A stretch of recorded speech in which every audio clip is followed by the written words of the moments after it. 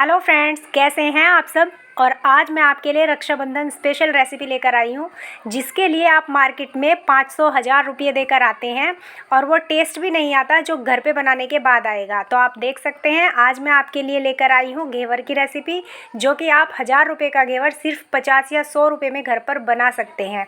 तो चलिए शुरू करते हैं। सबसे पहले मैंने यहाँ पर लिया है एक बर्तन, जिसमें मैंने लिया है 2 चम्मच घी। घी आपको इसी तरीके से लेना है जैसे मैंने इस स्पून से लिया है, और इसको हमें कर लेना है गर्म। गर्म करने के बाद हमें इसे मिक्सी के एक जार में डाल लेना है, और मिक्सी के जार में डालने के बाद फिर हम लेंगे दही। दही आपको लेनी है बिल्कुल चिल्ड, फ्रिज में रखी हुई, और वो भी ऐसे ही चम्मच भर के डालनी है जैसे कि मैंने डाला है। अब हम इसको करते हैं ग्राइंड आपको करना है मुश्किल से 30-35 सेकंड के लिए। उसी में ना ये बहुत अच्छे से मेल्ट हो जाएगा और इसका जो टेक्सचर है वो बिल्कुल क्रीमी हो जाएगा। ये देखिए कितनी इजी रेसिपी है, मज़ा आ रहा है ना देखने में। फिर हम इसमें डालेंगे आधा कप मैदा। आधा कप मैदा बोले तो ये 100 ग्राम मैदा होगी। और इसमें हम डालेंगे 1 चम्मच बेसन और 1 कप चिल्ड पानी। मतलब जितना मैदा है उसका दुगना पानी हमें इसमें डालना है, और इसको हमें ग्राइंड करना है। ग्राइंड करते हुए आपको ध्यान रखना है कि इसको हमें एक साथ ग्राइंड ना करके रुक रुक के ग्राइंड करना है, जैसे कि मैंने किया है। अब आप इसकी कंसिस्टेंसी देख सकते हैं। इसकी कंसिस्टेंसी कुछ इस तरह की होगी जैसे कि मट्ठा होता है, आप देख सकते हैं। और इसमें अब हम थोड़ा सा पानी और ऐड करेंगे, यानी 2 से 2.5 गुना तक पानी हम इसमें डालते हैं। तो यहाँ पर मैं पानी ना डाल के आइस डालूँगी, और आपको भी यही सजेस्ट करूँगी कि आप पानी ना डाल के उतनी ही क्वांटिटी का आइस क्यूब डाल दें, क्योंकि इसको ठंडे टेम्परेचर पर रखेंगे तभी हमारा घेवर परफेक्ट और जालीदार बनेगा। अब हम लेंगे एक बर्तन आप कुछ इस तरह का लेना जैसा कि मैंने लिया है, और उसमें आधी क्वांटिटी का लेना है आपको तेल की जगह मैं यहाँ पर ये भी कहूँगी कि आप वनस्पति घी ही यूज़ करें अगर हो सके। उसमें आपका जो घेवर है वो बहुत अच्छा बनेगा और जलने के चांसेस कम रहेंगे। दूसरा, हमें यहाँ पे गैस फुल कर देनी है, और जैसे ही आपका तेल पूरा गर्म हो जाता है तो आप देख सकते हैं कि मैंने किस तरीके से डाला है। मैंने यहाँ पर जो चावल खाने वाली चम्मच होती है ना, उतनी क्वांटिटी का मिक्सचर लिया है इस चम्मच में, सर्विंग स्पून में, और मैं उसको हाइट से धीरे धीरे डाल रही हूँ।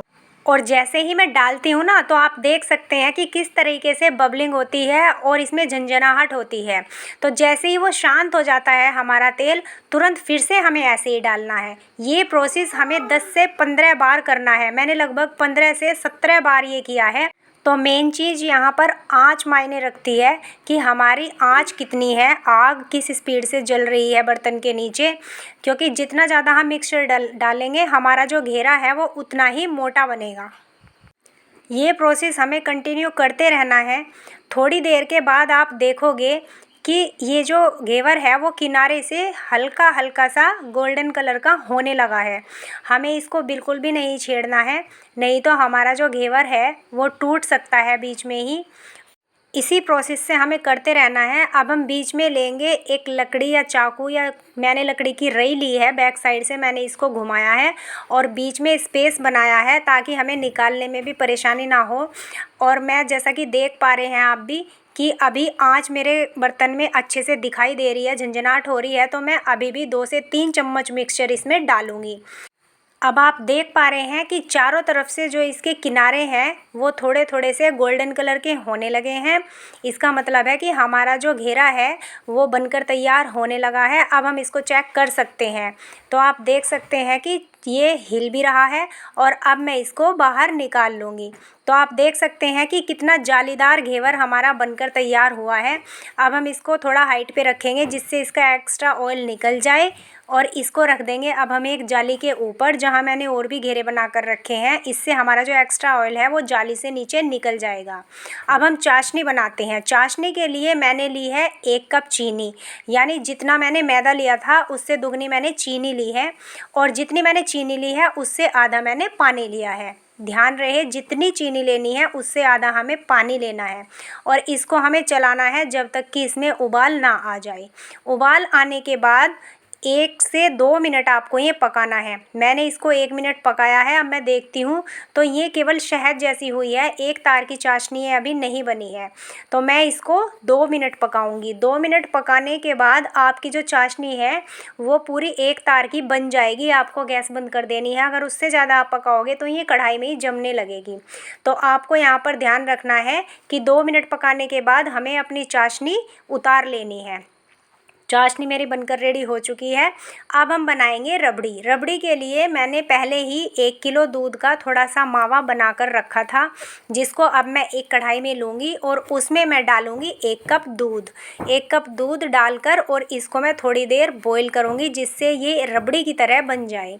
साथ ही मैं इसमें डालूँगी 2 टेबल स्पून चीनी, जिससे इसका जो फ्लेवर है वो थोड़ा मीठा हो जाए। यहाँ पर चीनी मैंने इसमें ऐड कर दी है। अब हम इसको थोड़ी देर घुमाएंगे और उबाल देंगे इसमें 1 से 1.5 मिनट बस। उसी में ये अच्छे से हमारी रबड़ी जो है तैयार हो जाएगी। तो रबड़ी भी हमारी तैयार हो चुकी है। अब मैं इसको उतार लेती हूँ और एक बर्तन में निकाल लेती हूँ। और जो हमने घेरे बनाए थे अब हम उनके ऊपर डालते हैं चाशनी। चाशनी डालने के लिए एक प्लेट में आप सारे घेरे लेकर ऊपर नीचे इस तरीके से रख लीजिए। ये देखिए सारे घेरे मैंने ऊपर नीचे रख लिए हैं। कितने जालीदार घेरे हमारे बनकर तैयार हुए हैं।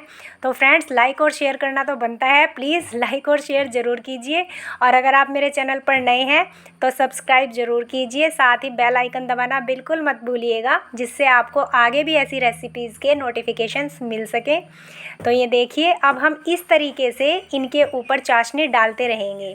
ऊपर वाले घेरे पे मैंने डाल दिया, फिर उसको निकाल कर फिर दूसरे के ऊपर, तीसरे के ऊपर, इसी तरीके से हमें 1 बाय 1 सबके ऊपर चाशनी डालनी है। और हमारी चाशनी बचेगी भी नहीं, क्योंकि हलवाई के पास तो ज़्यादा घेरे होते हैं तो वो तो पूरी क्वांटिटी में चाशनी बना कर रखते हैं और उससे डिप करके घेरे निकालते हैं। लेकिन हमें तो अपने खाने के लिए बनानी है, तो हम उतनी ही क्वांटिटी में बनाएंगे।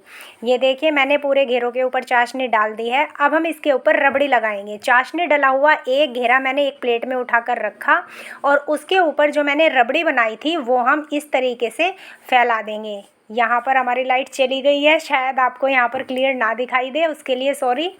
तो ये देखिए मैंने रबड़ी इसके ऊपर पूरी फैला दी है।